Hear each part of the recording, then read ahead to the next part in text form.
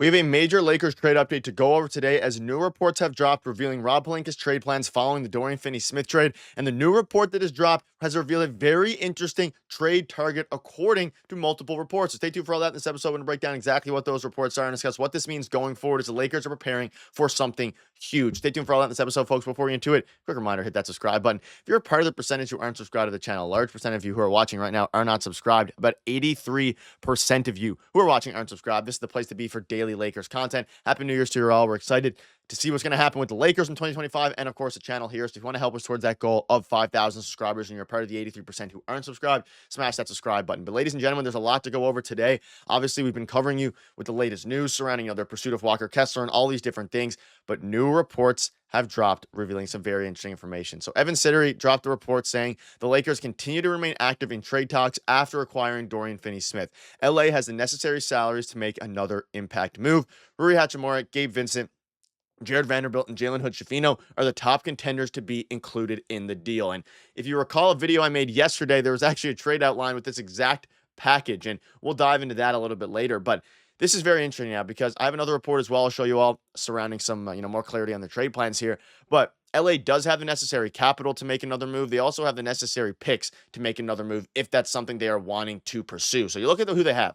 They have Rui Hachimura, Gabe Vincent, Jared Vanderbilt, and Jalen Hood-Schifino. Now, in a nutshell, these players, none of them individually hold a ton of value. And I know a lot of fans out there don't want Vando traded. He's shown to be a very effective player, especially when it goes to contributing to winning when healthy, but he hasn't been healthy in a while. Obviously, Jalen Hood-Schifino, kind of the first round pick that's turned into a bit of a bust here. But Rui Hachimura is actually someone who is contributing to this team right now. But these are all basically, especially Rui and Gabe Vincent, salary fillers to include the 3 first-round picks that the Lakers have left. And they're still very active in trade talks. And then a new report from Anthony Irwin has dropped revealing some very interesting things. So they've reportedly showed interest in Robert Williams, Day'Ron Sharpe, Walker Kessler, and Nick Richards. And we're going to be focusing on Robert Williams and, again, a bit of Walker Kessler today.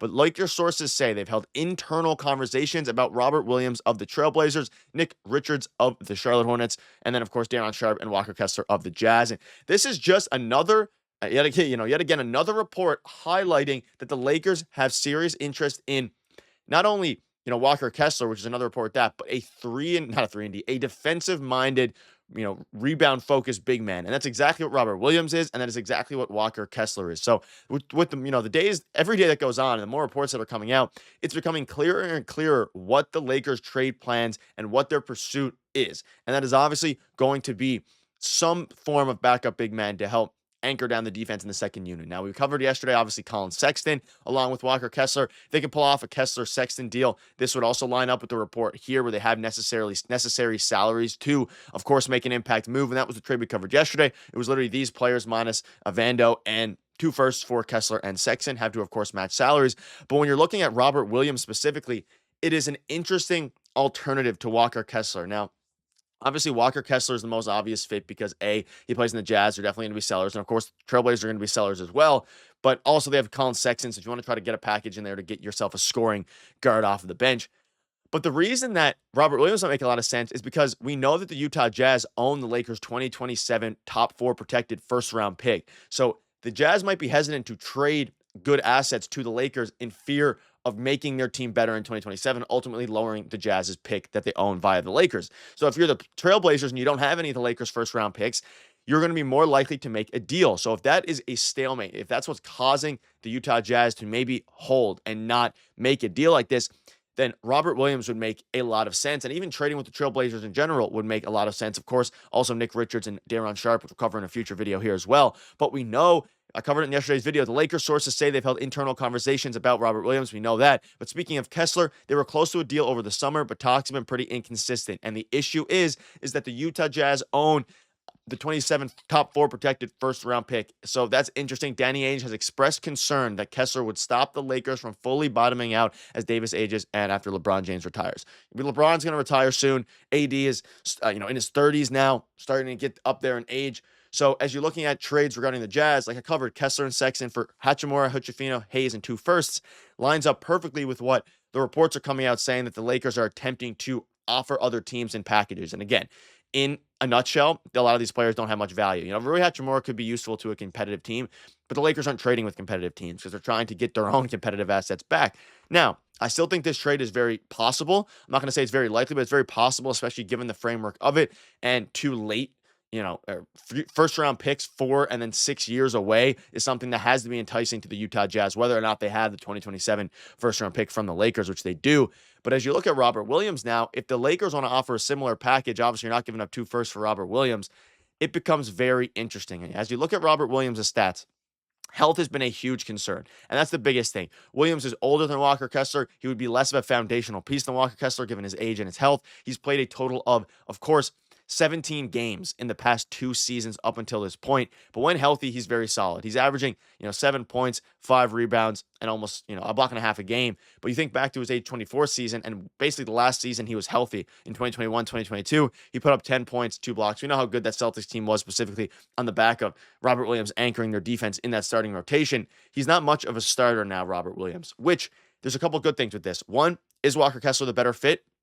Most likely. However, Robert Williams would be a lot cheaper. So if they're trying to make multiple moves and make some big splashes, you could probably get Robert Williams for much cheaper than you could get Walker Kessler. That's obviously a given the health, given the age, and given the, of course, ceiling of the guys. But you'd be able to get it for cheaper, and then you can utilize some of the other assets and then make a further move. Because if we think that if the Jazz are reportedly going to either not make a deal with the Lakers or hold out and ask for more from the Lakers because of the fact that they own their 2027 first, then you're better off probably stepping away, making a deal for a guy like Robert Williams and playing the upside game like we've seen Rob Pelinka and the Los Angeles Lakers do before with, betting on guys. And in this case, it would make a lot of sense here. And I'm curious to see what you all think about it and what kind of package you'd want to give up. You'd have to, of course, match salaries. And then, is Robert Williams worth a first-round pick? I'm not entirely sold on it because of his health. It would be very risky. We know that multiple players are available for second-round picks. Now, whether that's Kelly Olynyk, whether that's Bruce Brown, whether that's Jonas Valanciunas, albeit none of those guys are at all what the Lakers are looking for, aside from maybe Bruce Brown. But when you're looking at Kelly Olynyk and Valanciunas, the 2 centers that are available for second-round picks, according to Shams and multiple reports, they are both offensive-minded big men, and that is not what the Lakers are pursuing at this moment. And again, the Trailblazers, Robert Williams and Wizard big man Valanciunas have been mentioned as 2 guys piquing the Lakers' interest. This was obviously before the Dorian Finney-Smith acquisition. I think now they're more so focusing on Robert Williams, and maybe they'll shift their focus to Robert Williams once that happens. But as you look at it here, again, it's interesting. Robert Williams is a good fit. Big issue right now is injuries. Hasn't played a lot, but if he can stay healthy, a huge move for the team. His contract isn't prohibitive for a move with 2 years and $12 million left, so he wouldn't have to match salaries too crazy, and he's not going to be, a guy who's necessarily going to be into your future plans unless he plays well, but he's also not going to inhibit you in the future. So let us know down below what your thoughts are on this. Tons of reports are dropping. This is the place to be for daily Lakers news. We are keeping you up to date as the reports drop, so make sure to hit that subscribe button. Thank you guys for watching. Cheers.